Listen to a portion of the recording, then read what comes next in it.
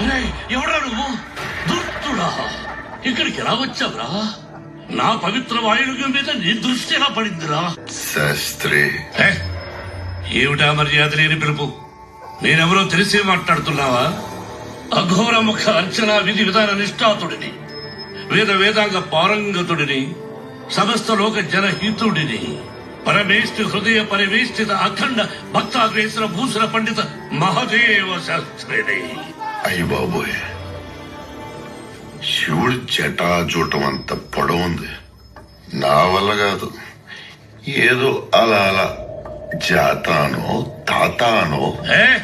శాస్త్రి, నువ్వు తెచ్చిన పట్టు వస్త్రాలు శివుడు కన్నా అగ్నిదేవుడికే బాగా నచ్చినట్టున్నాయి. అటు చూడు. స్వాహ.